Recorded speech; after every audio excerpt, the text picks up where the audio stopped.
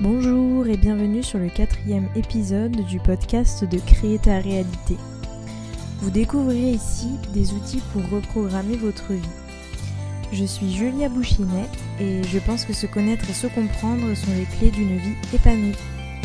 Selon moi, vivre en accord avec soi n'a pas de prix. Je vous accompagne à booster votre bien-être au quotidien. Dans l'épisode d'aujourd'hui, nous allons parler de la discipline. Elle peut encadrer nos vies et booster nos performances si nous nous autorisons à vivre l'équilibre et la liberté qui nous sont nécessaires. Pour retrouver les notes de ce podcast sur le site www.unplaisirdedécouvrir.com, tout attaché et sans accent. Je vous invite à vous inscrire à la newsletter afin de recevoir votre guide, les 5 clés pour comprendre et gérer le stress. Échille, dans les 7 contre Thébès, nous disait « La discipline est mère du succès ». Mais une autre citation que j'apprécie nous suggère que la discipline en soi n'est pas un concept empoisonné. Seule l'est la discipline imposée au lieu d'être choisie. J'avais envie de faire un podcast à ce sujet car je rentre d'une dizaine de jours passés en Espagne et ce point m'a fortement marqué. Nous le savons tous, nous sommes dans un contexte sanitaire particulier et nous sommes tous plus ou moins soumis aux mêmes règles, et notamment le port du masque. Je me suis alors demandé pourquoi dans un pays voisin, les personnes sont autant respectueuses et soucieuses des règles et des normes, alors que dans le nôtre, nous avons tendance souvent à les contourner. Pour être tout à fait honnête avec vous, je n'ai absolument pas la réponse à cette question, mais cela m'a amené à réfléchir à différentes notions. Avant de commencer, je dois préciser qu'être dans un environnement carré comme celui-là, c'est quand même extrêmement rassurant. Pour continuer, cela m'amène à parler en premier point de la notion d'habitude. Alors je me suis demandé comment adopter une habitude sans se priver d'une certaine liberté. Je l'ai bien remarqué, au bout de 10 jours passés en Espagne, certains automatismes que je n'avais pas forcément pris en France se sont manifestés. Alors, lorsque l'on dit qu'une habitude se développe au bout de 21 jours, je pense même que cela peut être parfois plus court. Et même si la sollicitation de cette habitude venait de l'extérieur pour ma part et dans ce contexte précis, la simple volonté que l'on peut avoir de changer les choses nous amène à adopter une attitude différente. Nous sommes à la rentrée 2020, alors je vous demande quelles sont les nouvelles habitudes que vous avez mis en place ou que vous souhaitez mettre en place pour atteindre vos objectifs en particulier, si vous en avez. Si vous n'en avez pas, la question ne se pose pas spécifiquement. Lorsque je pense à l'habitude, je tiens à préciser que dans ma philosophie de vie, une habitude encadre notre quotidien, mais ses modalités peuvent varier d'un jour à l'autre. Par exemple, si nous souhaitons reprendre une activité physique quotidienne, peut-être que nous n'aurons pas l'envie ni la motivation à la même heure chaque jour de notre vie. L'idée est de se dépenser davantage, ça c'est sûr, chaque jour si on s'est fixé cet objectif, mais si la pression pointe le bout de son nez, peut-être que nous n'aurons plus du tout envie de faire cette activité sportive. Le simple fait parfois de se priver d'une forme de liberté de décision ou d'action peut très rapidement nous conduire à une démotivation générale. Mais heureusement, nous pouvons tout à fait intégrer la discipline dans nos vies et changer nos habitudes sans pour autant que cela soit une source de stress supplémentaire. Cela m'amène au second point de cet épisode.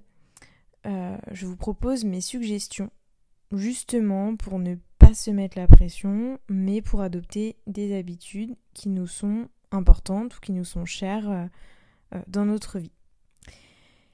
Par exemple, le premier point, ça va être d'écrire tout simplement nos objectifs sur une feuille. Donc là, je vais vous inviter à prendre une feuille de papier, un stylo et écrire par exemple vos objectifs en fonction des priorités et du temps qu'ils vont devoir nécessiter.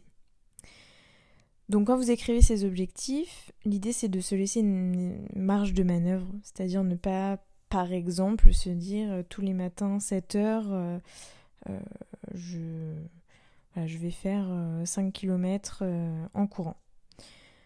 Je vais prendre un autre exemple. Si nous souhaitons par exemple boire un verre d'eau avant chaque repas, une demi-heure avant chaque repas pour améliorer notre digestion. Là, nous n'avons pas le choix que d'y penser et de le faire, puisque l'objectif il est clair et définitif. Mais si nous voulons par exemple méditer chaque jour, nous avons toute la journée pour le faire et il n'y a aucune pression à avoir ni à se mettre pour ce qui est de la détente, du plaisir et des activités loisirs.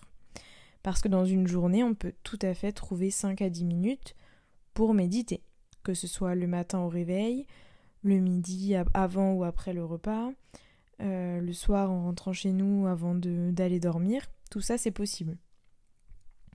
En fait, j'évoque ce sujet-là parce que je pense notamment à la notion de morning routine, qui est pour moi, ça n'engage que moi, mais parfois plus contraignante qu'encadrante.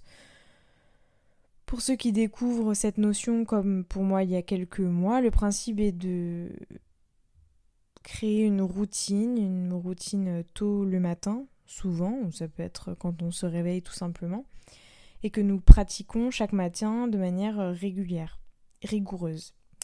Par exemple, ça peut être de mettre son réveil à 6h30, faire une demi-heure de sport, 10 minutes de méditation et 15 minutes de lecture.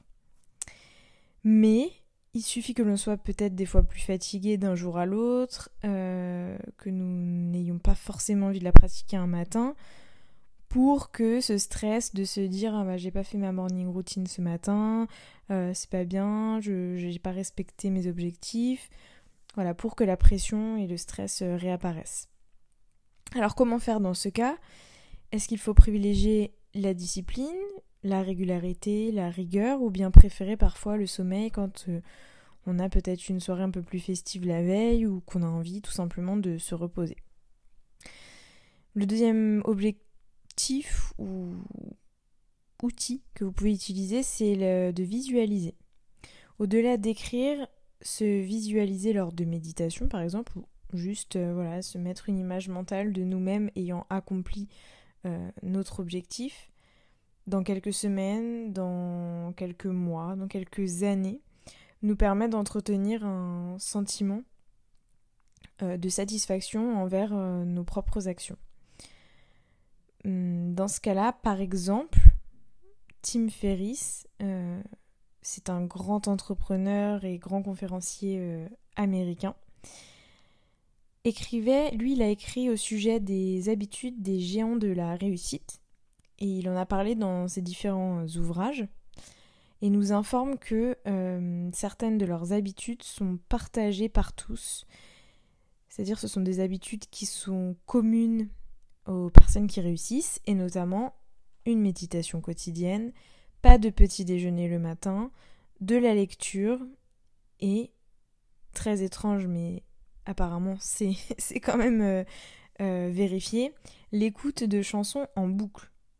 Alors moi je me demande si ces géants de la réussite, ils ont des règles très précises, des horaires à respecter, ou s'ils se laissent vivre et se permettent des exceptions en fonction de leurs humeurs par exemple.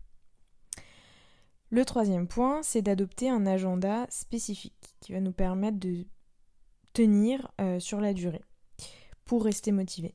Ce qui peut être top, c'est de se mettre par exemple des deadlines précises, très précises. Par exemple, si on décide de méditer 10 minutes par jour pendant 21 jours, l'idée est d'aller jusqu'au bout du challenge pour en tirer tous les bénéfices.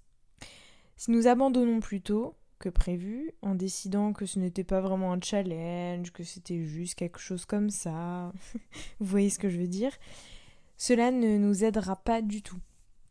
Déjà parce qu'aller au bout d'un projet, même si c'est un projet des plus minimes qu'il soit, c'est une source d'estime et de confiance en soi. Et ensuite parce que lorsqu'on a un projet, nous pouvons tout à fait dévier de notre trajectoire, ça c'est humain, mais si nous pouvons aller jusqu'au bout, c'est quand même mieux.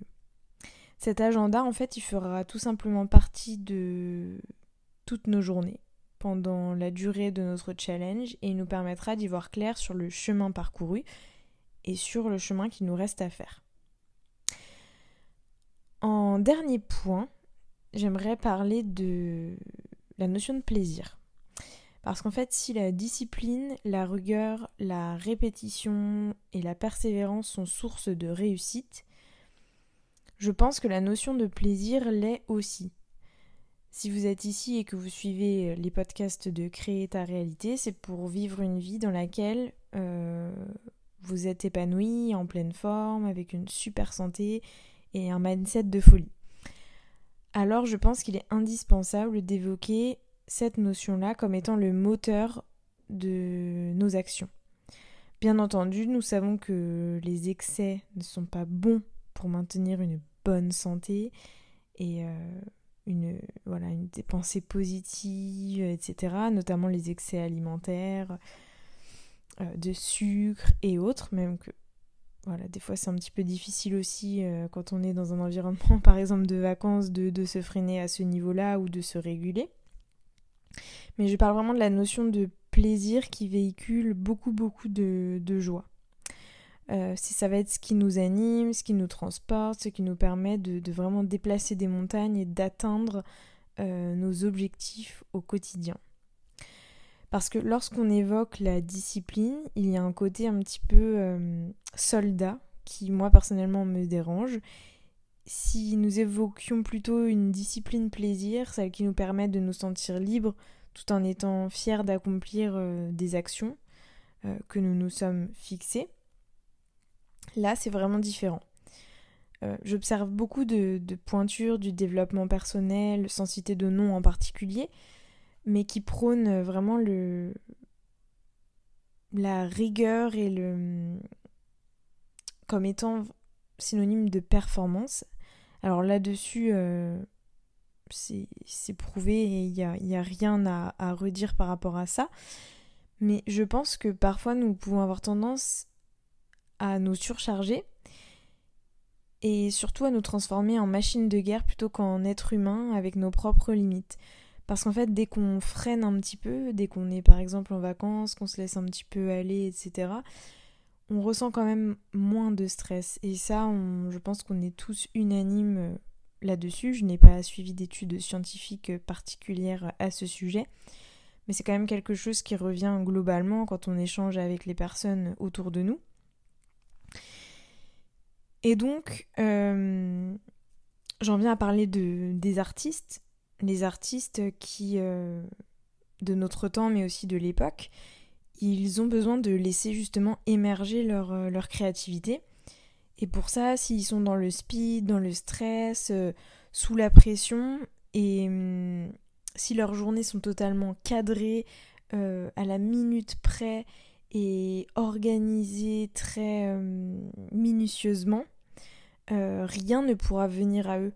Parce que simplement, la créativité, elle vient à nous quand on est dans un environnement calme, positif, de détente et dans le silence, en fait. La créativité émerge dans ces moments-là. Si nous sommes dans un environnement avec beaucoup de monde, toujours à courir partout pour aller à des rendez-vous, pour ne pas manquer tel ou tel événement, finalement on se cadre nous-mêmes et on stoppe, on bloque l'énergie qui normalement aurait dû venir à nous. Donc si tout comme moi vous êtes pour une discipline plutôt bienveillante, celle qui nous pousse à nous lever le matin surexcités de commencer une nouvelle journée pleine de surprises, eh bien n'oubliez pas de mettre un commentaire, un avis, ou tout simplement de partager ce podcast à quelqu'un qui a besoin d'entendre ces mots. Par contre, si nos 30 minutes de sport matinaux nous stimulent chaque jour de notre vie et nous donnent la patate sans que nous ayons envie de louper une seule séance, alors je pense que nous sommes totalement sur la bonne voie et que la discipline fait son job et qu'il n'y a rien à redire. En ce sens, je veux juste dire que nous sommes tous différents, que chacun fait ce qu'il veut et qu'il n'y a aucune comparaison à avoir parce que tout simplement, nous sommes uniques et tous les objectifs que nous nous fixons sont complètement différents de ceux de nos voisins. Merci d'avoir écouté cet épisode sur la discipline. Changer nos habitudes peut nous amener à atteindre nos objectifs et aussi à booster notre confiance en nous. Il suffit juste de mettre en place des outils simples pour rester motivé. Pour un travail plus profond, je vous invite à répondre aux questions que je pose tout au long du podcast par écrit. Si vous souhaitez aller plus loin dans vos questionnements de vie, vous pouvez vous inscrire à la newsletter du site plaisirdedécouvrir.com et recevoir votre guide gratuit. Vous y trouverez des clés pour comprendre vos blocages inconscients, développer votre intuition et vous exercer avec des travaux concrets. Vous êtes libre de vous abonner à la plateforme de votre choix afin d'être informé des nouveaux épisodes en temps réel. Retrouvez-moi sur la page Facebook Plaisir de Découvrir ainsi que via Instagram @plaisir.de.découvrir.